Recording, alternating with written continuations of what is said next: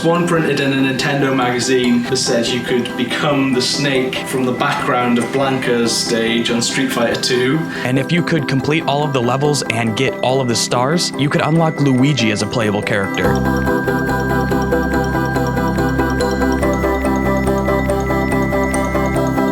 So there are all these rumors about do this and that and go into the hole in Zora's domain and that's where you're going to find the Triforce. And you go to the Croft Manor, run round the swimming pool 3 times, and then swan dive into the pool. There was a rumor that you could push this truck that was next to the SFM out of the way, and for some reason Mew would be hidden underneath.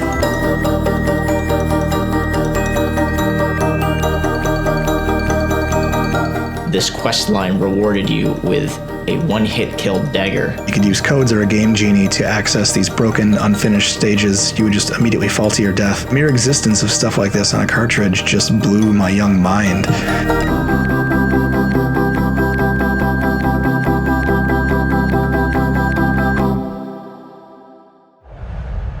Mystery, discovery. Two concepts that are fundamental to the experience of playing most games, but concepts that rarely come up in the discourse around them. We comfortably chat about mechanics and difficulty, story, graphics, performance, and frame rates, but despite the important role they play in game design, rare is it that we think about mystery and discovery. I certainly never gave them much notice. That was until March of 2014 when I attended the Game Developers Conference in San Francisco. GDC is an annual get-together for people working within the video games industry. Programmers, artists, designers, and engineers, with a light sprinkling of biz dev and media. It was there that I first met Jim Crawford. Hi, I'm Jim Crawford. My title at Twinbeard is Sandwich Imagineer. I made Frog Fractions. I may or may not have already shipped Frog Fractions 2. Jim was giving a talk at GDC entitled Preserving a Sense of Discovery in the Age of Spoilers. He argued that before the internet, mystery was easy, but in a world where the answer to every question is just a few clicks away, and where pre-release marketing for games is so aggressive, that mystery doesn't come free anymore. He said that now, more than ever, developers need to be intentional about preserving it. Ever since Jim's talk, I've been fascinated by the concept of mystery and how it touches everything from design to marketing to online communities and the video games media. To help me understand the important role of discovery in game design, I entrusted the help of some ringers. Derek Yu, creator of platforming roguelike Spelunky, Jonathan Blow, the mind behind Braid and last year's The Witness, and of course Jim, who I met at his co-working space at the Oakland Video Game Museum. Over the next few weeks, we're going to release spoiler-filled episodes about how wonderful and mysterious their games are. But in this one, we're going to take a look at how games from our childhood made us wonder, and the modern games that are working to keep player discovery alive. Growing up, it was usually the Midway games that were the source of most rumors. One of the more common ones was that in Mortal Kombat 2, you could unlock and play as Kano and Sonya. However, I had a friend who had 100% convinced himself that he actually saw this happen in an arcade. He said a guy showed him how to do it and he was playing as Jax, and the game took him to some sort of platforming level in outer space, and when he got to the end of the level, he freed Kano and got to play as Kano. I really think my friend actually believed he saw this happen, because occasionally he would lament that he didn't write the method down because he was sure at the time that it was going to be in all the magazines. The secrets that aren't real are the ones that are just in the player's head. I would say they're way more important. Well, one of my favorite examples is in Battlezone. Battlezone is a game about you're in a tank and you're shooting other tanks, and that's really all there is to the game. But in the background, there is an active volcano, just drawn with vector art lines. And one of the creators of the game talked about receiving letters from players about how they heard a rumor that if you drove far enough in your tank, you could climb the volcano and go into the volcano and explore a castle. The fact that this was just a rumor, that it was all in the players' heads and not part of the game, it is still part of the cultural value that Battlezone has. Every game was some more or less like that back then, and part of that was that I was a kid. So when I was a kid in elementary school, we were obsessed with Street Fighter 2. It's literally all we talked about during recess. And we talk about the special moves, we talk about which character was the best, and we talk about the rumors. And the biggest rumor at that time was fighting Shenlong. So Shenlong is Ryu's mentor. And when Ryu defeats you in Street Fighter 2, he says you must defeat Shenlong to stand a chance. So EGM, Electronic Gaming Monthly, ran an article. They said, you can actually fight Shenlong, and here's how you do it. And it was absolutely bonkers, like how you do it. You've got to use Ryu, perfect rounds all the way till you get to M. Bison. And then when you get to M. Bison, you have to have 10 consecutive draw matches with him. That's so mean. Yeah, That's so mean. it's ridiculous. And then, supposedly, Shenlong would jump on the screen, grab M. Bison, throw him off the screen, and then you'd fight him. And of course, he was crazy. Right. And EGM said, we couldn't even beat him because he threw fireballs with no recovery time, and he could throw you out of the air, and he had like this crazy dragon punch. I remember hearing that the actual problem there was that Shenlong was a mistranslation, that it meant like dragon punch or something. That it was like, you must defeat my dragon punch to stand a chance. With my limited amount of Chinese, I think that's actually right. Yeah. Because long in Chinese is dragon. Oh, really? Yeah. But it's cool because that actually added to the lore, eventually you could play as Gouken or Shenlong in the Street Fighter series. Right. So it's like, it was actual world building just from a hoax based on this one mistranslation in Street Fighter 2. And to me, that's just so cool. There are all kinds of other rumors in Street Fighter 2. There was like, Guile could pull out a gun and shoot you. Or he had handcuffs he could like put on you and entrap you with. In E Honda's stage, there's like a bathhouse. It's in a bathhouse and there's a bath in the background. There's a rumor that you could jump into the bath after the match was over. So yeah, this fighting game, it's like not an exploration game or anything like that. Like I remember distinctly all these rumors and just talking about this game so much. The special moves, back then, like they were mostly secret. Like you had to find out how to do them in magazines and things like that. At the time, like one of the reasons for those games' popularity was the fact that like one guy in the arcade knew how to do the Hadouken, and nobody else did. One guy knew how to do the fatality because he downloaded a fact from Gopher on the internet. So there are all those rumors that everyone knew about, like Shenlong and the Guile handcuffs and things like that. And then there are all the rumors that my friend just made up to try to like scam us. He told us that he had this like secret way of getting this information. I think it was like an older cousin or something like that.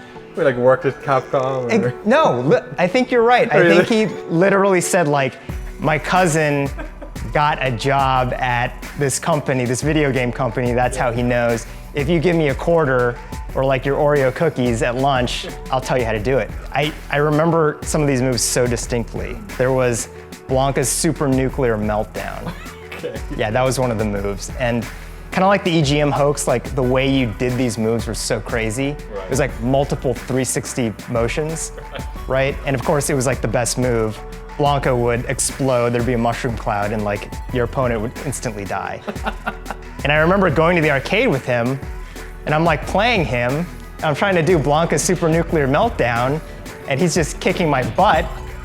Eating your Oreo cookies. Yeah, eating my Oreo cookies and just kicking my butt, because I'm trying to do this crazy move and I just can't do it. In Japan, they had communal notebooks where people would, if they discovered something important in a game, they would go write it down, and you could go read, like, here's how you get past this boss in Tower of Druaga.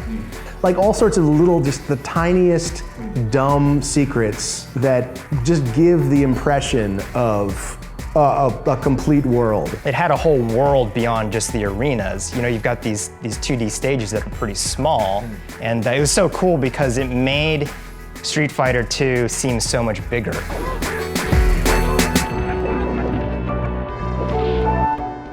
So the Halo series really started to come into its own while I was in high school, and I always felt like it kind of embodied a certain aura of mystery. It sort of engendered that discussion with the hidden skulls and terminals, tons of Easter eggs, numerous and varied glitches, stuff like that. The one that really got me though was talk of a flying dumpster in Halo 3.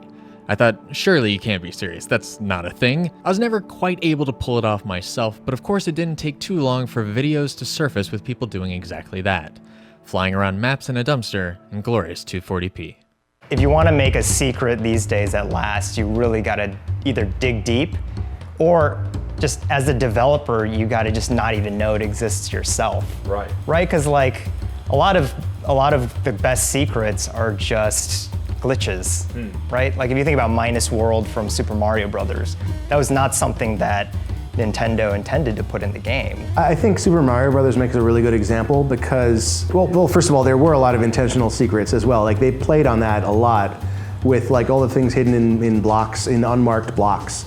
But also then there were the secrets that weren't intentional, like the Minus World, which was just a coding glitch where some other kind of game data was being interpreted as a level. And if you play the Japanese version of the game, it's actually a lot more extensive. Like the data it's misinterpreting as a level there, like actually becomes a much more interesting level with Princess Peaches all over the place and like flying bloopers. I mean, there was Adventure on the Atari 2600, which had the weird invisible dot thing. So, you know, there's a maze in the game that you have to go through to get to one of the castles, and there's a room in the middle of the maze you actually can't walk directly into. You have to get a bridge, which is parodied in Frog Fractions 2. You have to get a bridge to get into the room, and then once you get into the room, you can grab this dot that you can't even see unless you like overlap it on a wall, and then you can use that to get into another secret room somewhere. And so, you know, the little developer room with Warren's name in it is sort of what gets the most attention out of that. But actually, so as a kid, I was playing with the system of those things like a lot. Because the bridge was a weird thing that was a little bit game breaking. Like if you went over the bridge from one room into another, like off the screen onto the next screen, then it would sometimes surprise you where you ended up. So you'd have some map in your head of where the rooms were with respect to each other, and maybe that wasn't totally right. And then just the thing with the dot and all the, you know, there's this thing where the dot makes things flash, but it actually flashes more with more objects in the room. So you could do weird stuff like pile up a bunch of objects and the dot in a room, and then it would be hard for the dragons to eat you because the timing was off somehow because of all the flashing. Like, there was just weird stuff going on that was beyond the basic game, but it was exciting because it involved secret objects and stuff. So the eggplant run is kind of the ultimate secret in the game. And what it is there's an item in the game called the eggplant. It's an eggplant. You get it by sacrificing a present that you get from the shop on the altar. It's totally random. You get the eggplant and it plays a special little melody and you can pick it up. It does absolutely nothing. Asterisk. It does almost absolutely nothing. It's very fragile, it breaks. But what happened is, toward the very end of the development of the Xbox version of Spelunky, I had a discussion with Andy and Eric about the eggplant, about actually having it do something. Because I figured people are gonna find this, they're gonna be so pissed off if it doesn't do anything. And so I was trying to think about what it would do. I said, okay, I'll make it so that if you hit the hidden boss at the end of the game in Hell, King Yama, if you hit his head with the eggplant, his head will turn into an eggplant. That's it, I just added that, and that was it. I didn't even think about whether it was really possible. I kind of ran through the steps in my mind, and I figured out that it's probably possible multiplayer. You have like one person holding the eggplant, the other person is getting all the items you need to get into the City of Gold and then into Hell. So it's probably possible, but whatever, we got to do certification, all this other stuff. Let's move on. And what happened is when the game eventually got ported to PC, I think people started hacking around the files more. They saw this big eggplant head, and they were like, okay, that must be what it's for.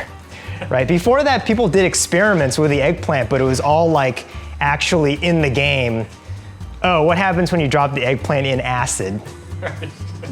Nothing. But on PC, they saw the face, someone hacked the game, went straight to Yama, hit Yama with the eggplant, and voila. After the multiplayer eggplant run, the speedrunners and Let's Players started talking about a solo eggplant run and whether it was possible. Then at some point, it was like someone sent me the first solo eggplant run, and I was just, it just completely blew my mind. It involved so many tricks and glitches and stuff like that that were put together separately by different players even. It just makes Spelunky just feel like so much bigger for me. Like all of a sudden Spelunky for me is now this new world, and I feel like a stranger in it, which is just a great feeling. Is there anything in Spelunky that people haven't found yet? See, the thing is, I would say no, but the fact is people have found stuff that I didn't even know about. Like I was saying no long before people, did the solo eggplant run and killed the ghost. So you can kill the ghost in Spelunky by... How can you kill the ghost? Mystery in games can come in many forms. Rumors on the playground sparked by an interesting world, glitches in code that break the game free of its intended framework. But there are far more intentional ways to create mystery in games. But over the past decade, trends in AAA development have made this type of discovery far more rare than it ought to be. To understand how discovery is crafted, we must also talk about how it's been spoiled. Once in a while, someone makes a puzzle game where you go into a new room and you start trying to figure it out, and after 60 seconds, if you haven't done the first thing, it pops up a box with a hint, and it's like, dude, let me just do the thing, right? I like being treated like I'm a person who has the capacity to approach problems and inquire about them and play around with them and find a solution. And that's also how I like to treat my players, of whoever decides to play the games that I design. And I feel like there's a little bit of a shortage of that. It's not necessarily true anymore that all AAA games are linear, but basically all of them were at some time, and especially when I was starting to design The Witness, right? The whole open world trendiness thing happened way later. I mean, the thing about a linear game is if someone went to the store and they bought your game for $60 and it's like God of War or something and they want to beat dudes up, if you put a puzzle in the middle of that and they can't figure it out, you're stopping them from beating dudes up. I don't know why action games felt like they had to have puzzles in them, but they did. If you block someone from proceeding in a linear game, that's not great. So they kind of streamlined that stuff out for the most part, but then also they got really heavy about hand-holding and making sure that they tell you everything that you need to proceed. And that's not even just tutorials or anything. It's take a game like Assassin's Creed style thing, right? I think that would be a really exciting game if you had to use your powers of perception to see what was happening in the city and go oh, there's a mugging happening, right? I'm gonna go break that up and get some reputation or something, right? But instead, there's HUD icons everywhere, and there's always a thing telling you where to go, and you could ignore the 3D graphics almost and just follow the HUD stuff and just complete the game, right? So, and that's not just to rag on Assassin's Creed, that's basically the direction that AAA has gone in, right? I understand why they do that. I don't like that, and as a player, I feel like it shuts part of my brain off. The thing is, I understand the temptation as a creator to want to have a lot of control over your creation. And I think especially with a big budget game, they want to have a lot of control. You don't want to leave things to chance. You don't want to have glitches, and you don't want the players doing unexpected things. You worry about whether the player is going to get from beginning to end. These are all things that I try not to think about, and I think I have a little more freedom as an independent game developer to do, which is honestly to not have so much control over my creation. It's different with games and with other art forms because the player is actually playing your game. There's someone there controlling what's going on, and you have to give them agency. You have to give them the tools that they need to do that and the freedom to do that. You don't want to be hovering around them the whole time. You're go there, go there, no, go there, go there. Which Fable, it was Fable 2 that had the dog. And so the PR for that before it came out was you're gonna really build a relationship with your dog, right? He's gonna be your friend and he's gonna help you out. But having some kind of a relationship with an NPC creature involves maybe paying attention to it and seeing what, and maybe you could see what the dog's mood is right now or something. But when they shipped the game, maybe they experimented with that stuff, but when they shipped the game, the function of the dog was to tell you when there's a buried treasure nearby, right? And he would go bark, but there'd be a HUD icon under him that says treasure over here, right? So it's why didn't you just give me the dog didn't matter, right? All the animations and all that, it was you just looked for the HUD icon that said treasure here. Yeah, I think to make a world feel really real and immersive, you have to take a step back, and you have to try not to guide the player so much and show them everything, because that is the fun part about games. Discovering things on my own, making my own mistakes, that's what gives the games meaning. Like when I feel like someone just has their hand on my shoulder and they're just kind of pushing me around, you know, I just feel like I'm losing a lot of the meaning of games, which is that joy of discovery. But that's like an outcome of this AAA process, right? Of like, they put it in focus testing. If people get confused about something in focus testing, then that's like a rough edge on the thing that you get out the file and you file it off.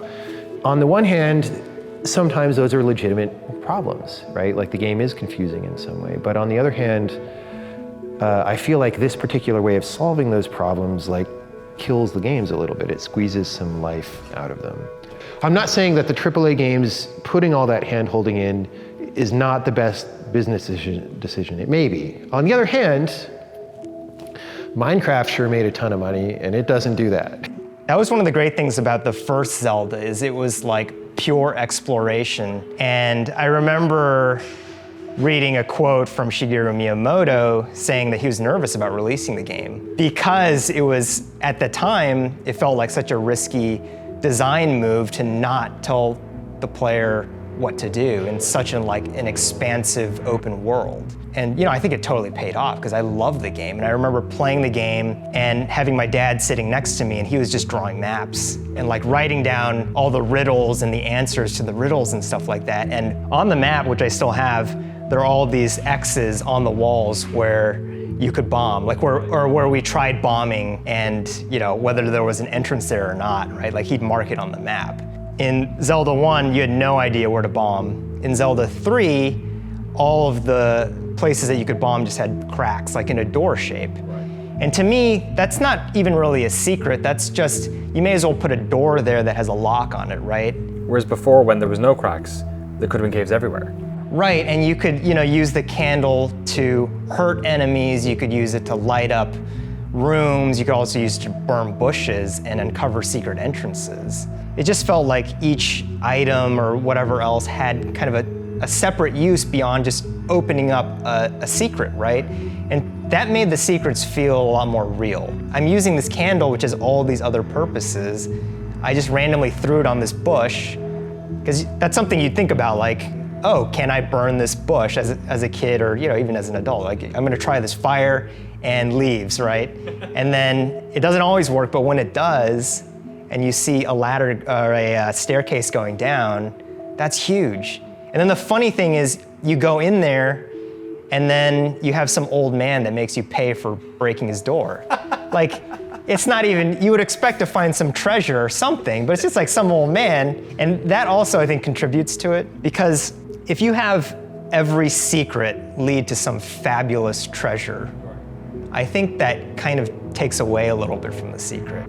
If the content of the game is really actually good, you should want to play it because it's interesting and cool, not because you got a little gold star at the end for solving it, right? And at the time when I started The Witness, it was this time of great cynicism in game design, which we're still in some territories, where, you know, Facebook games were happening and iOS games were starting to happen a little later than that, and they're just all about grinding little achievements or micro achievements or whatever you want to call that stuff. Yeah, and there's like no actual game there anymore. Right. And I wanted to go the opposite direction of that. As a designer, I don't know exactly what experience people are going to have, right? Some people are going to find some things hard and other things easy, and then other people will have those roles swapped, right? If you design such that you kill anything that's people find hard, if you design such that you kill everything that some percentage of people find hard, then you end up getting the subset of what all those people can do, right? So, which might, you know, if your game could be this big mass, right, you end up getting this nucleus in the middle. There's all this potential that you killed, you know, just because somebody might not have a good time with it. Having all this information out there does empower you to not worry about whether your secrets are too difficult. Like, you can really bury stuff. So there are things in Spelunky that are like 1 out of 1,000 people find them, and when people do find them, it feels legendary because the chances are so small. Right. It's as simple as that. And Spelunky itself, just not even the secrets that I put in the game, but just because of the random level generator, it generates dead ends and things like that. And you'd think that would be bad, but the thing is, you need to have some of that because it's like, you have to contrast that with when you actually do find treasure and cool stuff. Going to the end of a corridor and hitting a dead end just makes it that much better when you do find treasure. Like, you don't want to have the feeling that every corridor is gonna have treasure at the end of it, or everything you do is gonna have some kind of tangible reward. Right. Because I think that actually makes the game less immersive. You don't feel like it's a real place anymore. You feel like this is something that was designed for me. This is like a roller coaster where, you know, I'm just gonna go through all the cool things that the designer has laid out. One of the most fun things about games is learning. It's learning the game and sort of getting that knowledge for yourself about this little world, right? The only way you can really do that is by figuring it out yourself. If the game tells me something before I get a chance to learn it myself, one, that's just really annoying. But two, it robs you of that experience. And it's interesting because I have a 3-year-old, and you know, every day she's doing all kinds of new stuff and learning new things.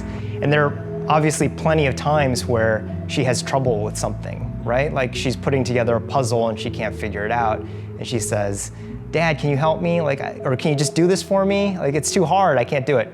And there is a temptation to go in and be like, okay, well, this is how you do it, and then just do it for her. But, you know, I know that if I do that, like, she's not gonna learn how to do it herself. She's not gonna grow up to be an independent and confident person, right? And so I don't, even though it's hard to watch her struggle with stuff. And I have the same feeling about people playing my games is I want them to learn and grow and become confident players of games. I know that, and this is a famous story, Miyamoto, when he was a kid, he like stumbled across this cave in the woods. He was just walking around, he found this cave, and that was kind of the inspiration for The Legend of Zelda, supposedly, right? It's kind of like part of the legend. But I think the interesting about that story is you never really hear about what was in the cave. Right. Probably there was not any treasure in there, right? Like it's probably just an empty cave with some like bat poop in it or something like that. You know, the story is not about what he found, it's about the fact that he came across it. That's the important part about these mysteries, is it's not so much like even what's in there, what you get from it, but it's the feeling that it's real, that it's personal, and that when you discover it, it's like, it feels like you really discovered it. Right. Discovery is something that developers have to be quite intentional about. Mystery involves risk from time to time, a scary proposition for any developer. But doing so creates personal moments of discovery that can leave a lasting impression on the player. However, there's one thing that threatens this type of rich personal discovery. It's the same thing you're staring at right now. Part of it is that games were just a lot more unknowable because there was no internet and because marketing was a lot more limited. The closest thing you would get to the internet nowadays ruining a game for you was like getting the guide in Nintendo Power. Here's all the dungeons from The Adventure of Link. Are there any genres you think that really suffer in the age of the internet? Adventure games, I think, are basically like, I can't play them now. I just don't have the patience. The Sierra games and LucasArts games, I loved everything like in the 80s and 90s. And they're all predicated on the idea that you're gonna be stuck for 99% of the time and not know what to do to advance. The fun comes from when you get unstuck for that 1% of the time. That's where the fun is in those games. In order to play those games nowadays, you really have to have preternatural patience because at any time you could just go look up the answer and just have it immediately. In order to not look up the answer, you really have to work at it, and there's not much to do while you're doing that work. There's not much to distract you from it. The information surfacing power of the internet causes a couple of problems when it comes to discovery. Not only does it provide an easy way out for puzzles, but it also bombards us with a constant stream of information about games we haven't even played yet. One of my favorite memories actually as a kid was finding like those shareware CDs that had 100 or 1,000 games on them, and just sifting through those and trying each game, having no idea what it was about. Do you think that we know more about games before they come out now than we did like 20 years ago? Absolutely, yeah. Like at the time, if you heard about a game, probably you saw a couple of times, like postage stamp sized screenshots in a magazine. Maybe you saw a TV ad for it. Maybe all you heard was your friend describing it. How much it's a good idea to know about a game beforehand depends really heavily on the specific game, probably. I think for a lot of games it's true that you know too much about it, but also it's probably true about movies. I mean, you have these movies that there's supposed to be a surprise in it somewhere, and of course that's also the reason why you would go see it. You know, I had to deal with that question very directly on The Witness because it ended up being a much more expensive game to make than I thought it would be. I had to borrow a bunch of money, and I'm like, oh, this is gonna come out soon. We better start publicizing it in some way. All of the cool stuff about the game was secrets that you would discover in the process of playing it. In the absence of that, all we had to show people was, look, you draw lines in these mazes, isn't that cool? And how do you get people excited about that, right? I do enjoy sitting down and playing a game and not knowing what I'm getting into, right? That's the most enjoyable thing. I don't want to know, you know, like let's say I played the new Call of Duty game. It would have been much cooler to not know that you launch into space and spend a lot of time on the spaceship. Like that would have been exciting. It almost seems like the wheels of capitalism are... They're at odds with having the best experience, right? But on the other hand, there's so many games now, right? So Call of Duty is a special case, but for any particular game that doesn't have a $200 trillion marketing budget, would you actually play that game if you didn't hear about the cool thing about it? Well, maybe not, right? And so I think, you know, there's certain kinds of cool things that are still cool after you know about them generally, and there's other things that aren't. I remember talking to Sean Murray before about how he thought the best thing about Minecraft was that they didn't give you the recipe book. Like you just had to figure out what the things were. Minecraft is a game that just drops you into the world and lets you figure things out. Figuring out how to exist in that space was itself kind of the puzzle. Having to look up in a wiki what the recipes are, that's like, on its face, that's kind of bad UX. But the fact that someone discovered that, they got a really good experience out of that. And like as it went on, and then they ended up adding a progression to that game, I think it actually got less interesting. I think that's actually a really good example of a bad ending to a mystery. It was really a lot more interesting when you didn't have an ending. While many games are overly marketed or live at risk of having their secrets spoiled by the internet, a new form of mystery has been born through the connected communication the internet provides. Mysteries that are deeper and even more obscure. In a way, it's empowering as a developer because we have so much information. People can discover these secrets very easily, but it also means that the sky's the limit as far as how difficult you can make these secrets. That's something that is actually very empowering for me when I'm trying to design a secret. I just try to make the secret as good as I possibly can, and I don't worry about whether people are actually going to find it. One of the most effective ways is just make your secrets just more obscure. I think one of the most powerful examples of this, of a design that accommodates for this, is Dark Souls. It is designed to be solved by the community, and if you are playing the game 6 months after release, reading wikis written by those people in the first 6 months, you were playing a very different game than they got. No, I mean, Dark Souls would have fit right in the 80s, man. Like, that's just a regular game. In fact, it's probably easier than most 80s games, honestly. So what happened? Like, did we just get soft or something? Well, we went toward longer form experiences, right? It's long form and you're at home, so you don't have to keep popping quarters in. So why does it make sense to kill you all the time? Like it, you know, and so the design, I think, naturally changed, and I think that's totally fine.